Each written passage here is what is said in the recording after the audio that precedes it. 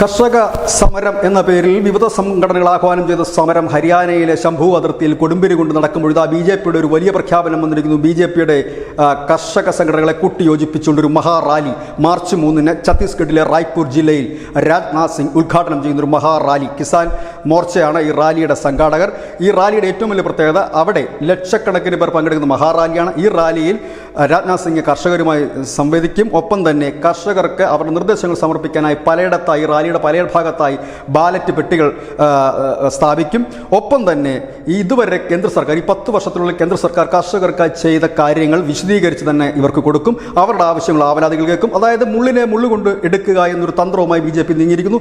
ഒരു ഭാഗത്ത് ചില നടക്കാത്ത ആവശ്യങ്ങൾ ഉന്നയിച്ചുകൊണ്ട്, കാരണം ഇപ്പോഴത്തെ ഈ പാർലമെൻറ്റ് സെഷൻ തീർന്നതിന് ശേഷം പാർലമെൻറ്റ് പാസ്സാക്കേണ്ട പല നിയമങ്ങളും ചൊല്ലി വലിയ സമര കോലാഹലം നടക്കുന്ന ഈ വേളയിലാണ് മറുഭാഗത്ത് കർഷകരെ സംഘടിപ്പിച്ചുകൊണ്ട് പട്ടുകൂറ്റൻ റാലികളുമായി ബി.ജെ.പി എത്തുന്നത്. അതിൻ്റെ ആദ്യ റാലി മാർച്ച് 3-ന് ഛത്തീസ്ഗഡിലെ റായ്പൂർ ജില്ലയിൽ നടക്കും. News desk news India Malayalam.